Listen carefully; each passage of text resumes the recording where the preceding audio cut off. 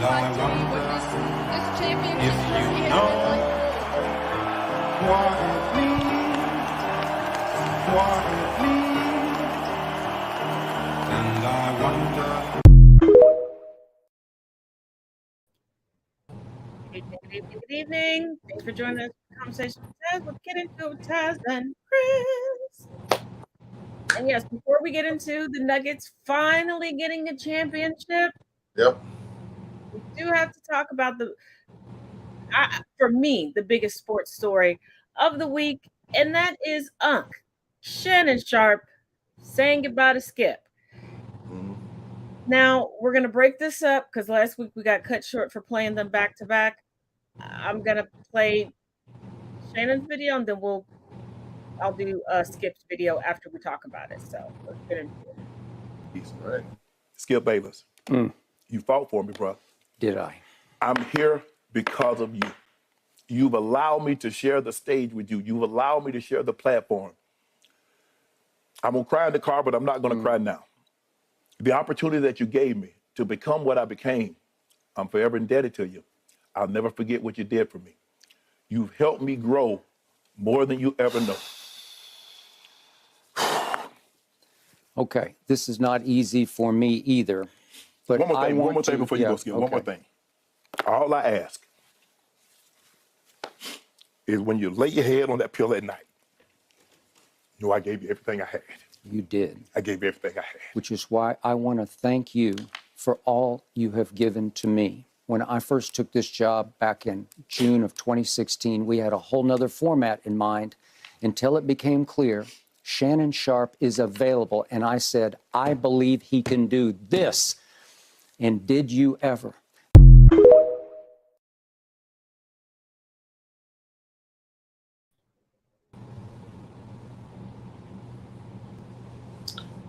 Yeah.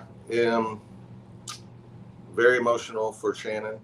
That's understandable. He put a lot of work in over the years, and not just tolerance, but a lot of hard work. And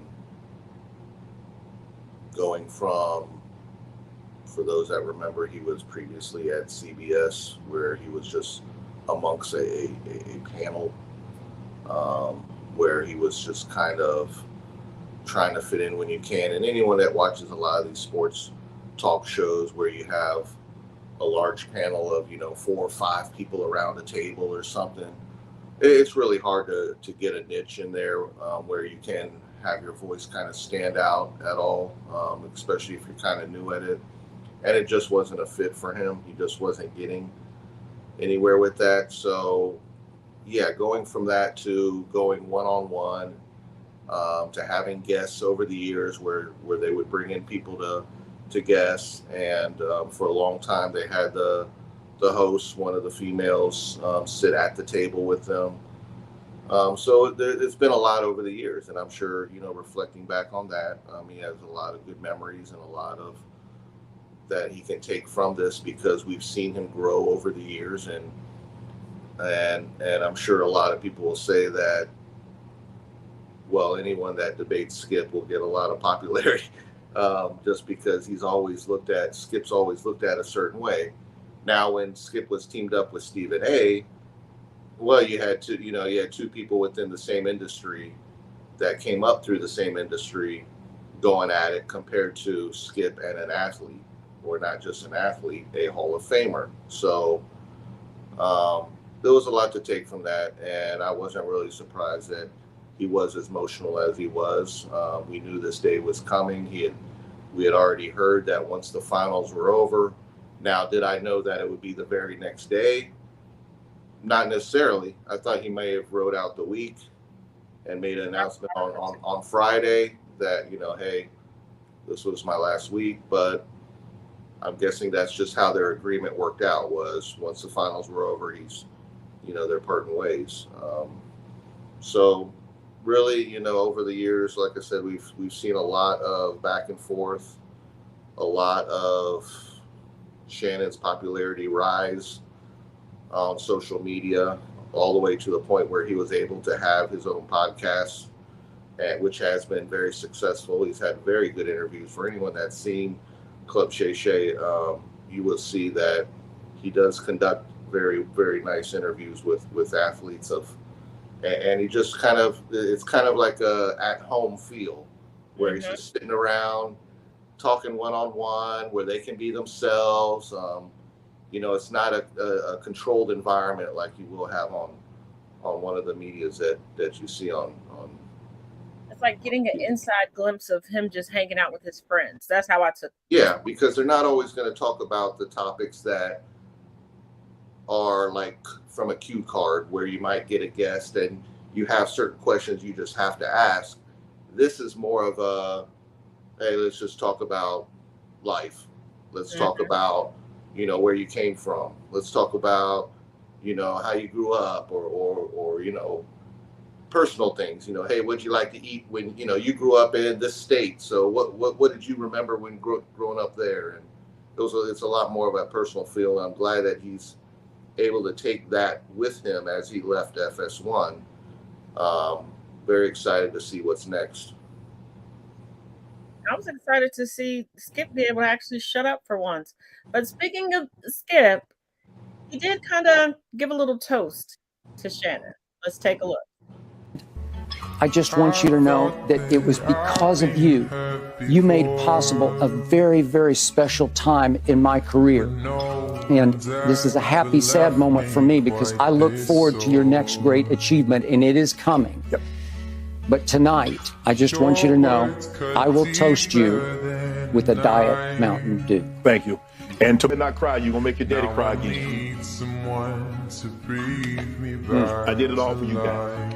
You, your brother, your other sister, I love you more than words can say. I love you, Skip Bayless. I appreciate you, man. I love you, man. Ladies and gentlemen at home, thank you. You'll see me again somewhere. I just don't know where. Thank you.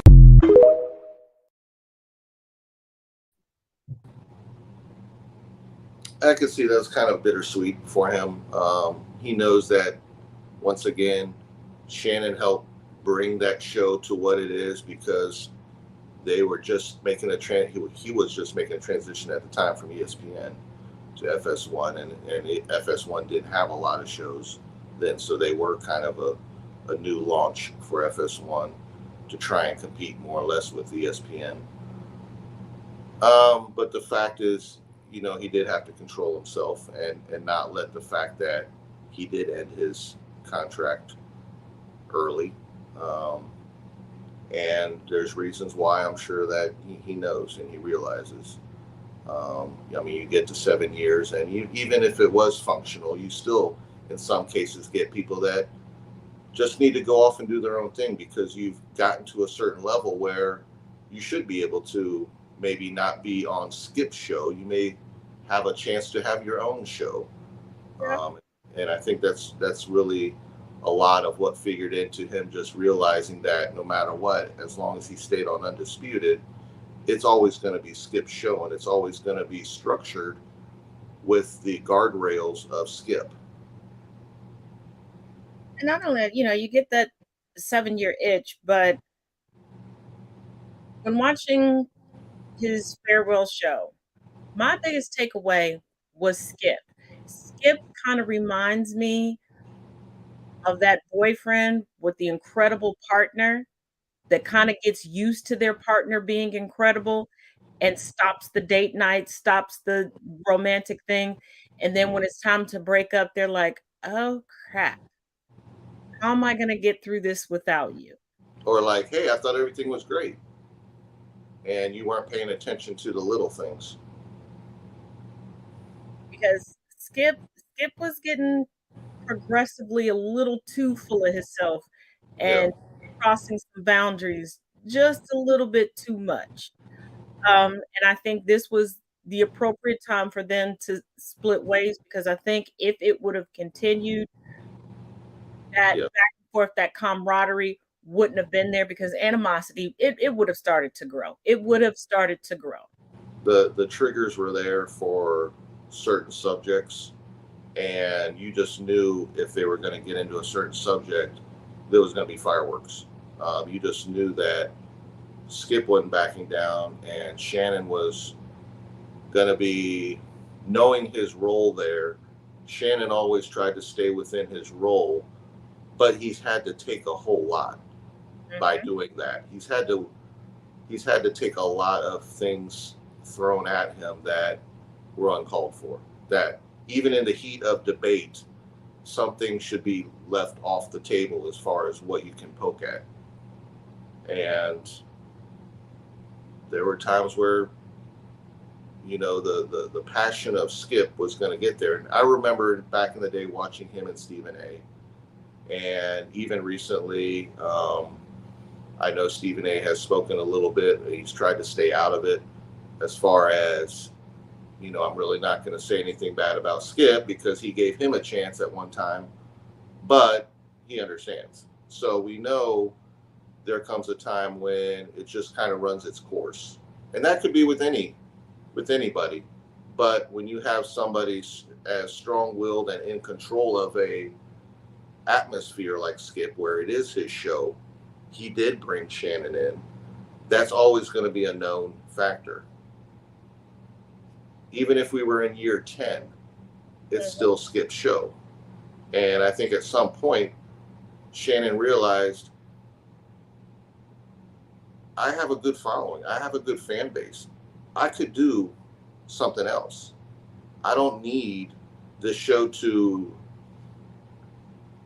give me some added credit to being able to do what he's doing as far as debating. Now, whether it's a matter of, hey, how will athletes' take on things are always different from journalists. So you are going to have a difference of, I was there, I did that, compared to, I've always observed it and wrote about it. Mm-hmm. So you do have the differences of how you view sports. For me personally, with Undisputed, I did follow it. Sometimes it was a bit much because, as we said before, it always seemed like we were only, on football Sunday, there was a whole lot of games, and then came Monday, we're going to discuss the games, and we only talk about the Cowboys. So it was frustrating that a lot of the good games from Cowboys or Brady, a lot of the good games were left untouched, untalked about, and it would frustrate me because I was like, this is supposed to be a sports platform, and why would you not want to talk about games that were like some of the best of the weekend compared to Dallas winning a game against, someone who's struggling, And hey, NFL Network, just a suggestion. I'm saying you could put the Sharp brothers together, Sterling and Shannon together. I'm for that. I would like to see athletes have their time. Journalists always have it. Like, journalists make the transition sometimes from print to, to camera, to live. And it's worked with, we see that with, it's worked for a long time for Kornheiser and Wilbon on ESPN. I followed them because they came from Washington. They came from the Washington Post. And so I remember them from being in the newspaper as columnists. And some click, but I would like to see a lot more athletes have their chance, because a lot of them have worked very hard at making that transition, and I don't feel they're really getting their time in the sunlight when they're just on a panel where they're only adding in, a line here, a line there, and they're getting drowned out by the hosts of the show.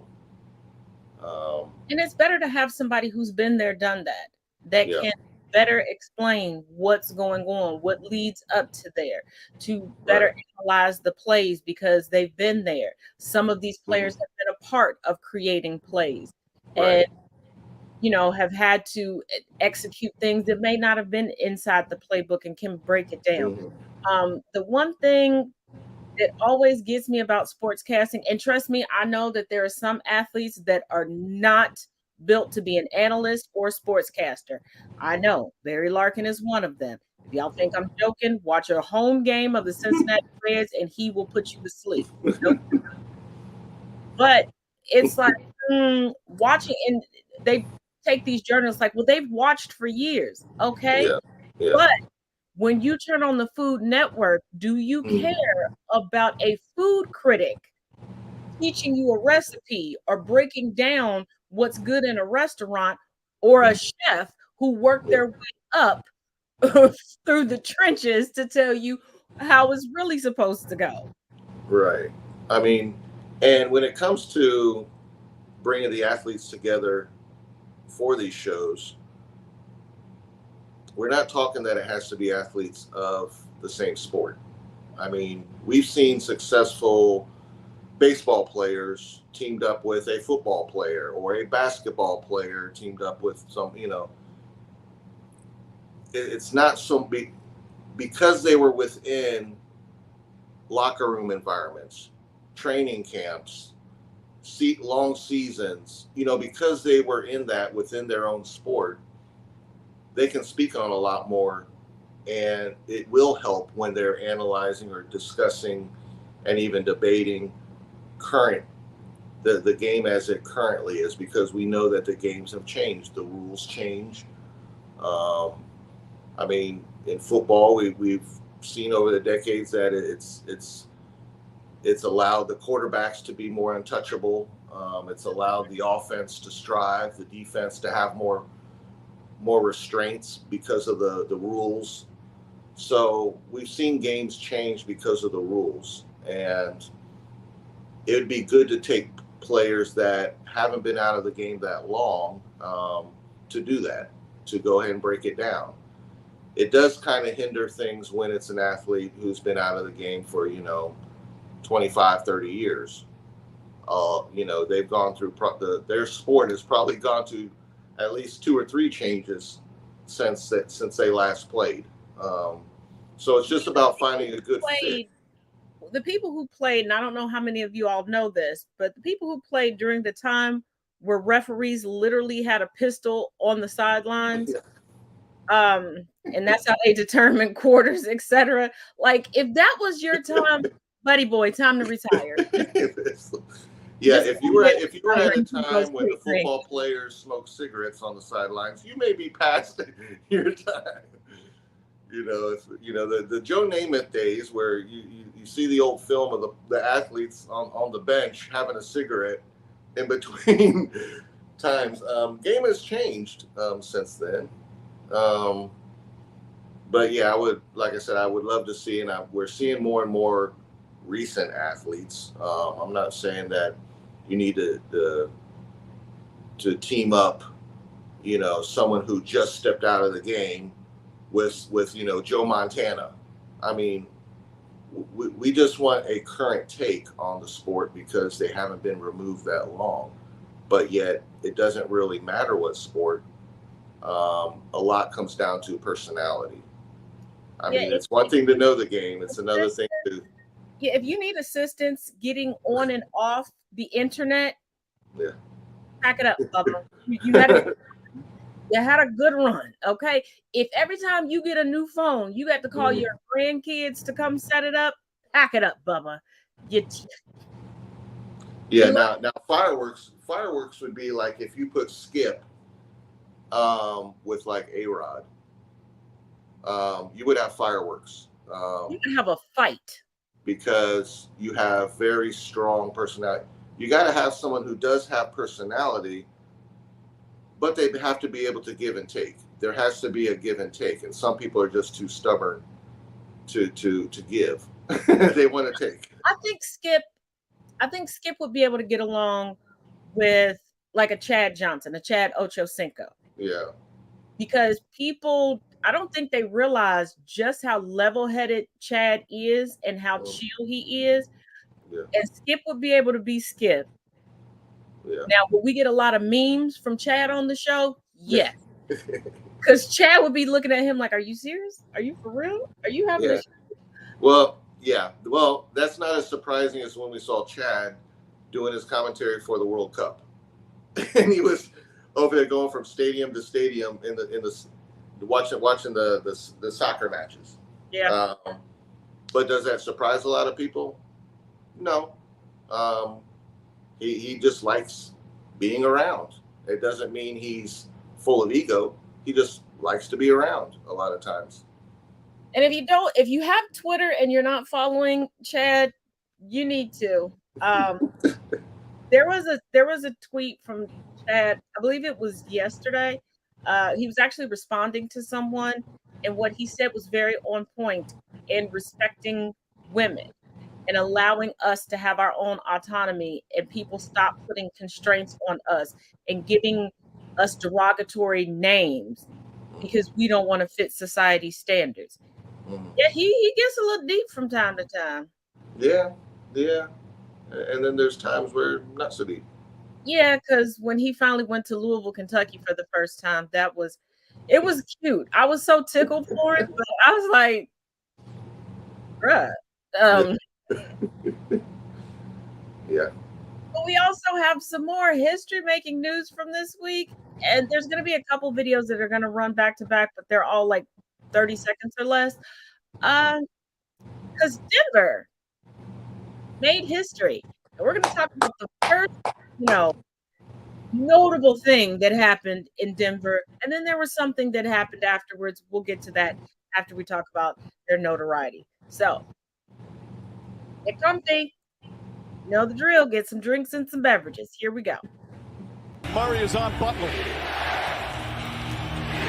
Jimmy Butler on the drive, gets inside, stops. Stolen by Caldwell Pope. And a foul with 24.7 remaining. Latavius.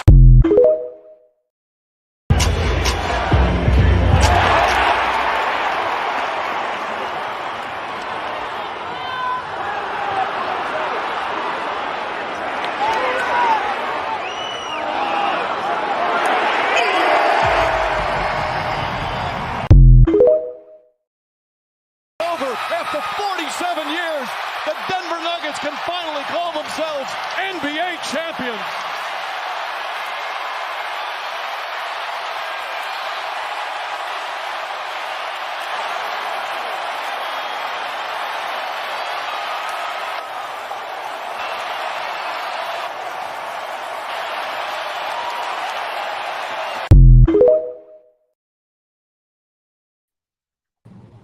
One year longer than I was alive it took for them to get there, but I am so proud of them.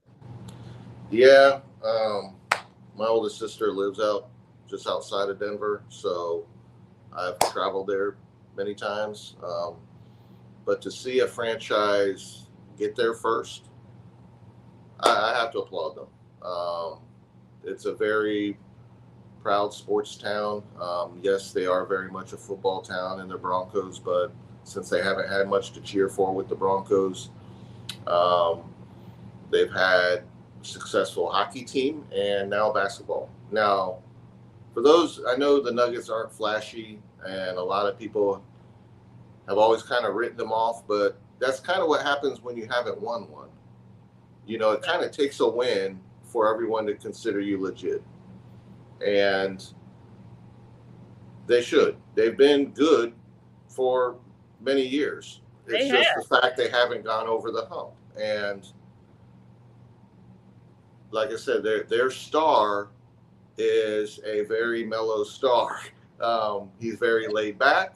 He did have a moment though where I was like, "Woo, y'all done pissed him off." I've never brought up, but I even had to fact check myself because I started to second guess myself because I was like, I thought that they had one. I had to go back and fact check myself, and I was like, no, they not NBA. Yeah, not NBA, but I was like, yeah, not NBA. Yep. Ever since dissolving of ABA, since the NBA, they have never done it, and they've had good players. They've had good teams. Everybody remembers the era where they had, Melo and Billups. They had a period of time where briefly they had, Iverson at the end of his career. They've had some decent teams. They've just never did a whole lot with it. So the fact that now they have a good nucleus, they actually have a legitimate 2-star team. And I was very happy for Jamal He overcame missing an entire season with the ACL to battle back from that. And his first year back from that, they go all the way. So sometimes it goes to show you what a healthy team can do when they are good, but they're always missing that key player or that key piece. And they did add a lot of credit does also go to the GM, who did add a lot of the right pieces, because we see a lot of teams sometimes just add pieces, Like but the they have to be a fit. They have to fit like within a the system. Bengals that just keep adding pieces that don't Well, puzzle. you know, good times come. But I My mean, son been coming for 30 years. I've accepted it. It's okay. but the fact that they have a star like Nikola Jokic, who, yeah, he's not entirely marketable. You're not going to see him on all the commercials. He has a language barrier to an extent. But aside from that, he's just got like, hey, I just love to play basketball. I'm not really here for all the extra stuff. You know, I love my family. I love my, I love my brothers. I love my home in Serbia. Now his But brother is marketable. Put him on some commercials. oh, his brother is highly marketable. In fact, he could just do commercials. Yeah, his brother. I love him. Yeah. I mean, his brother came up after the game. He picked him up, and I'm like, that's a big guy you're picking up. But Jokic, he's a good guy. We know he is. He just doesn't fit into the mold of finesse. He's not a finesse player. He's just he's a cerebral player. He's a smart guy. He's a very technical player. Yeah. He just doesn't look it going up and down the court. He always looks like he's winded. He always looks like he needs a timeout. But that's just how he carries himself. It's not that he's out of shape necessarily. He can play a whole game if needed, but no, he gives his all in every play. I can give that to him. He puts his all, not just into every game, but into every. Right. And he's a very technical, more of a methodical player. Well, the credit goes to when you see his stats, and this is what blows people away. He will get his points, but on top of that, he will get a boatload of assists because he's always wanting to get the team in. He doesn't want to be he doesn't want to necessarily be the leading scorer in every game. He's not trying to be Jordan. He wants his whole team to be good. Right. And to have a successful team, you need to have people involved. Otherwise, you're going to start to get people disgruntled about, hey, the star's doing it all. When am I going to get the ball? Well, it's pretty clear that he learned from LeBron's mistakes, where LeBron seemed to have the ball stuck to his hand every game. Well, remember for a while, that was Kobe too. Yep. And it's when you have that mentality that you have to be the star, you have to be the one to score. Look how long it takes for them to win. Right.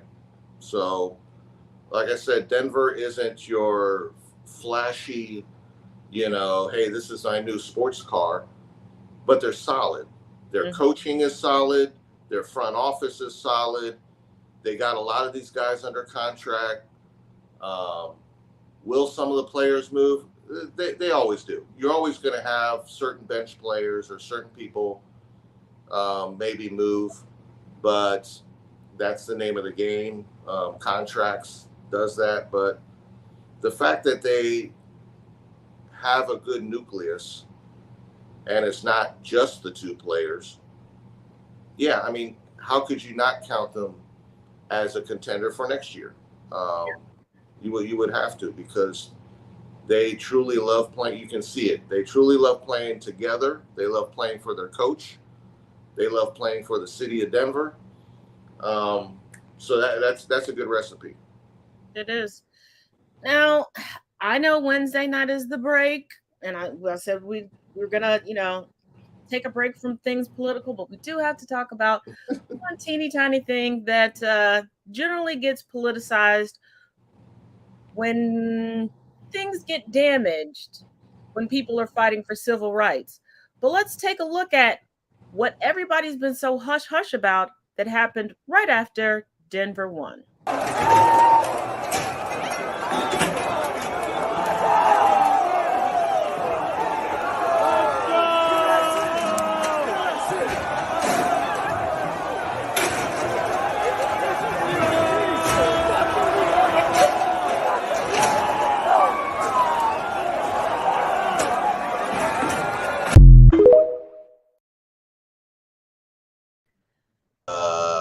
What? Now, it always baffles me why this became a tradition within the United States, because there are even colleges that during certain weekends, generally like a homecoming weekend, where they'll take to the streets and do stuff like that, win, lose, or draw with their team. Teams win, city blocks are destroyed. Teams lose, city blocks are destroyed. No one says a word. But you have counter protesters that will show up and antagonize situations, and it's proven that they created damage. And then people fighting for equity are accused of burning down entire cities. Like, let's be for real, people. Well, let's remember whenever we've had a big courtroom decision, and we've had peaceful protesters, and then in the evening time, all of a sudden there's looting, and people failed to realize, and the intelligence community knows, there's always people that are bussed in or driven in to join in and loot, and they'll wear hoods, they'll put on masks, they'll cover themselves, but they paint the picture of, let's try and make these peaceful protesters look like they're not so peaceful. They turn into, animals after they're protesting. They just want to steal. They just want to steal. They just want TVs, and they're nothing but thieves. It's been that way for a long time. Yep, that's always the narrative. But that's our little bit of moment of getting political. Yes. We're going to take a pause for the call so you all can see some merch. Then we're going to go and we're going to talk about, we're going to touch on the Stanley Cup. We're going to dip into some collegiate moments of the week as well. So see y'all in 2 and 2. I don't dance, I just float.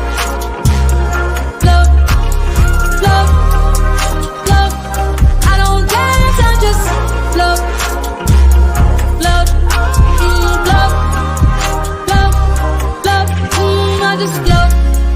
I'm light as a feather, yeah, baby, I float.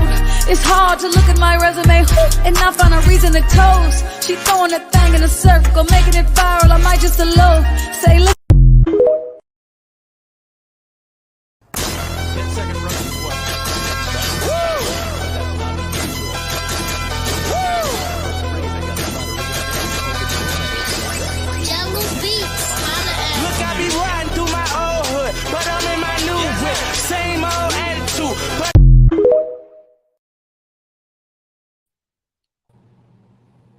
The stare down gets me. The stare down gets me every time. An incredible talent. But it is that stare down. And I'm sorry. I am not a sore loser. But in a race, as we're crossing the finish line, bro, you already beat me. Please don't turn around and stare me down as we cross the finish. Well, how do you think the runners felt when Usain Bolt, who would just like, it always looked like he was working up a pose, like, 30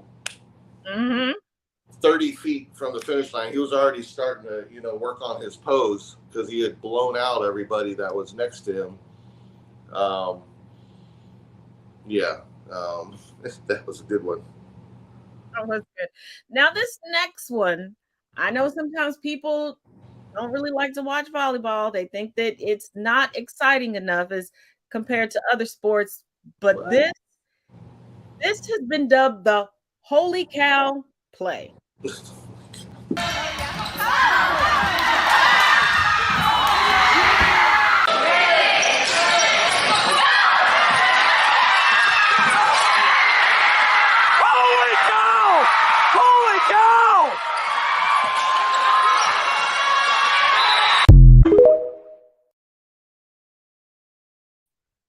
Was that in Lexington? I thought it said UK. That might be the one from Lexington. But first of all, kudos, ladies. Wow. Kudos. That's how you lay out for it. They were like, this game is ours. Yeah, right. Yeah. Yeah, that's something you might see on the football field where they lay out for a catch. But volleyball, you don't always get to see that. Now, it's easier to lay out for something if you're doing beach volleyball than on the hard floor. But yeah, give it up to the holy cow play. Because as a former cheerleader, my spotter has moved out the way, and I've hit that type of floor before. Ooh, that is not pleasant. Hey, how about that? So for her to lay out like that, hey. Yeah, how about that tailbone? Now, when you think of Stanford, you don't really think of sports too often. And particularly baseball.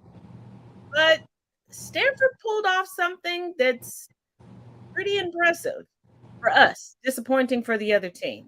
I don't know how you go home and we got beat by Stanford. No hate to Stanford. No hate to Stanford. Y'all smart. Y'all cute. Some of y'all. But come on. Not. But here we go. This is a pretty nice play. And yeah, here we go. 1-1 to Bowser. Bowser skies this one. And they don't spot it. Kennedy looking for it, and it drops. Stanford wins. And is going to Omaha. Wow.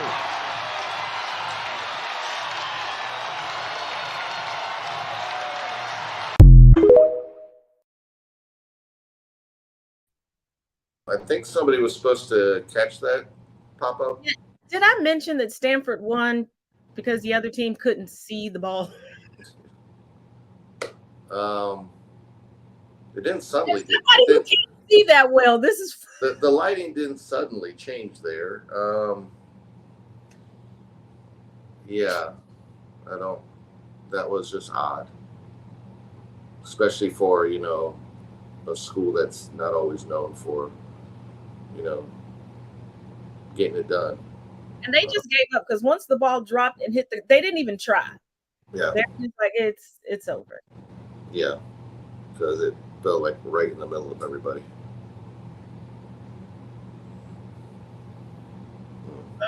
That's like sometimes when they're playing in a dome and like next the ball time gets, they need to wear sunglasses. like the ball gets stuck in the lights of a dome or something where it gets hit so high or something like that. But when you're outdoors, the lighting, usually your eyes are fixed to how it should look. I mean, they're not new to playing evening games or whatever games. It was just a freak play, and it ended up costing them. Yep. And it was Stanford. It was like the double embarrassment. I didn't see the ball. Well, who did you all lose to? Stanford. It's like, yeah. Well, you caught an L. That's what you caught. Yeah. Ridiculous. Now, here's a lovely moment from the Stanley Cup.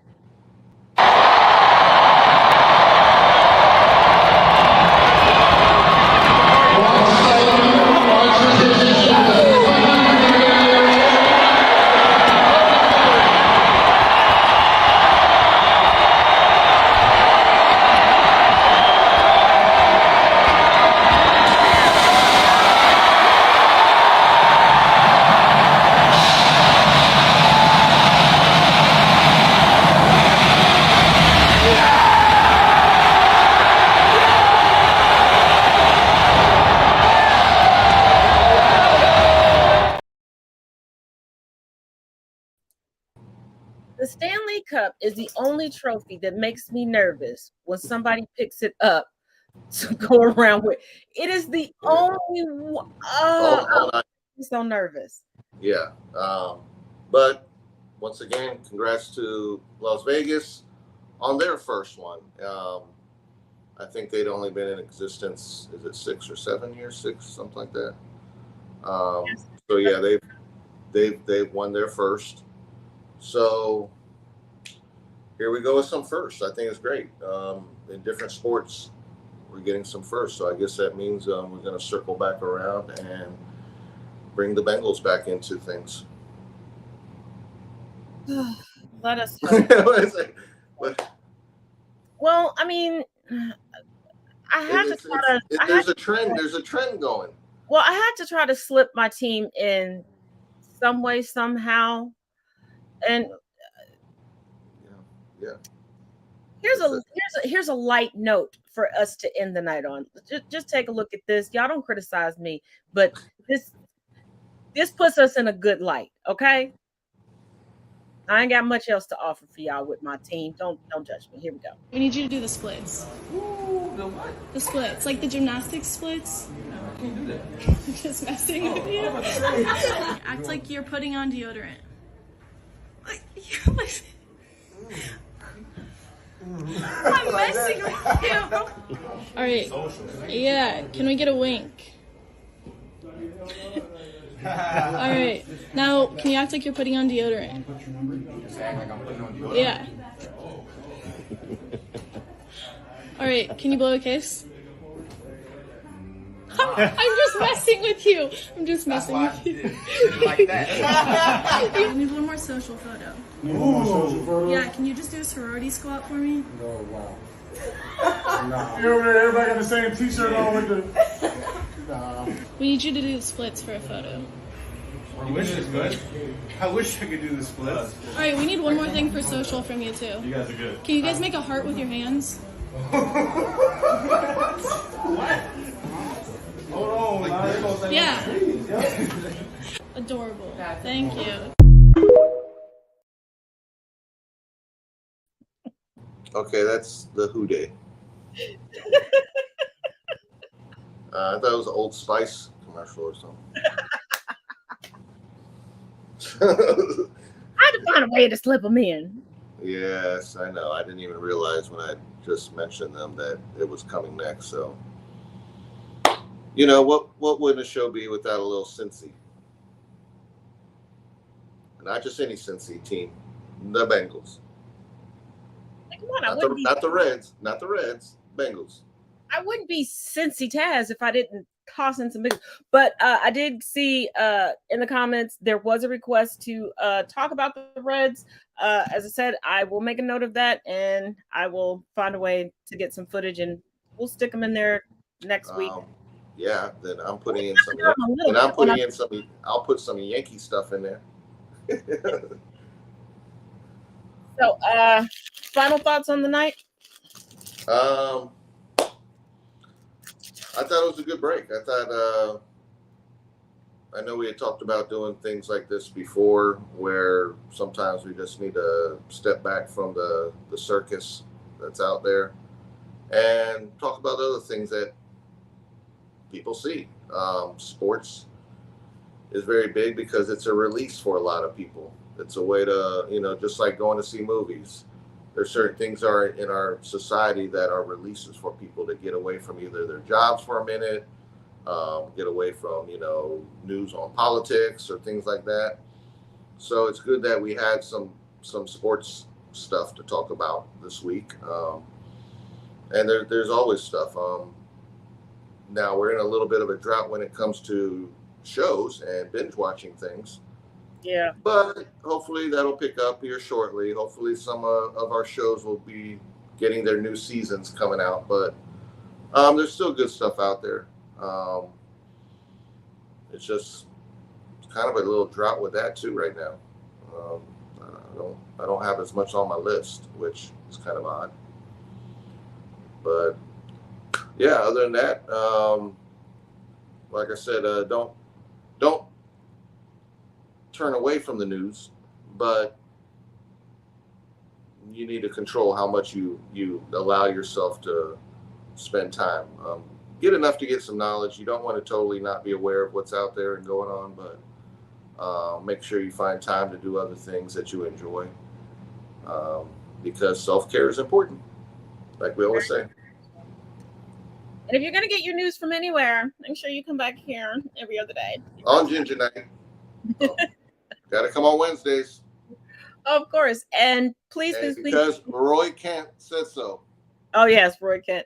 And if you enjoy the podcast, please make sure that you subscribe to the channel, turn on notifications, and please share across your social media to get it going. And if you have any suggestions for anything that you want to see specifically on Wednesday night, all of my socials are linked.